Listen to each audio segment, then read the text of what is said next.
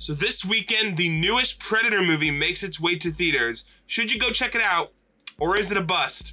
Let's talk about it. So last night, I got the chance to go see Predator Badlands at an early screening. I'm gonna give my full thoughts on the movie without any spoilers, of course. Overall, though, I really enjoyed myself. I've really enjoyed these last 3 Predator movies that we've gotten, you know, being Prey, Predator, Killer of Killers, and now Predator Badlands. And it just seems like they've got it down now. I mean, you know, despite what people might say, you know, as popular of a character as Predator is himself, hasn't always had the best movies. But I really feel like they're finding their groove. They're finding, you know, so let's talk about Predator Badlands. The plot of Predator Badlands is pretty simple.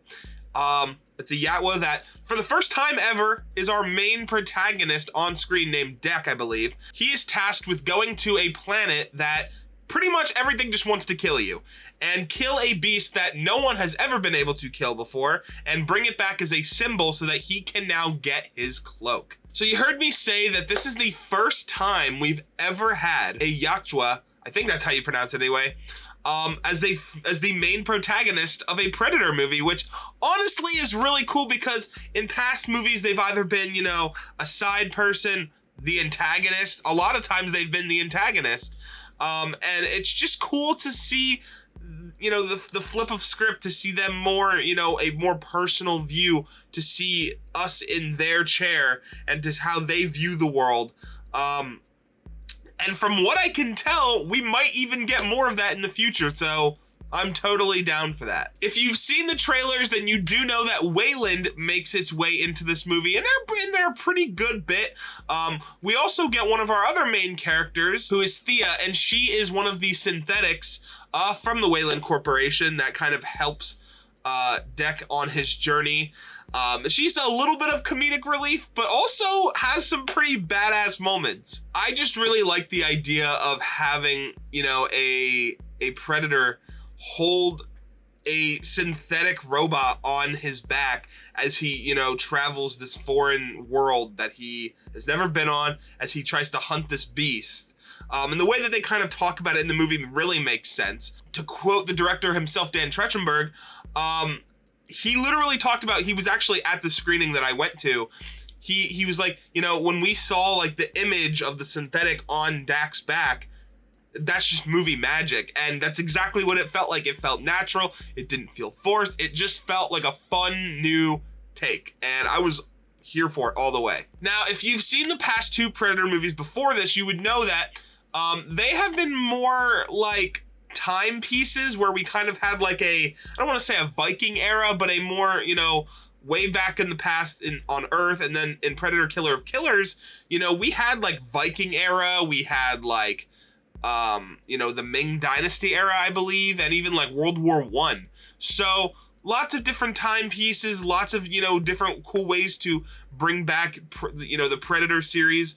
But I hope, you know, they keep that, but they also have, you know, their whole thing with this new, you know, Dak and that whole crew that they've assembled in this movie. The movie itself, on a filmmaking level, has lots of great colors, lots of great cinematography. It just is very beautiful to look at. And I will say, when I went into this movie, you know, hearing that it was going to be PG-13, I was like, okay, I wonder how this is gonna do. I had no problems with it. You know, obviously they have to watch the gore, but they do a pretty good job, if I do say so, on the gore itself, but mostly like the choreography and some of the fights and some of the like the action cinematic shots look awesome.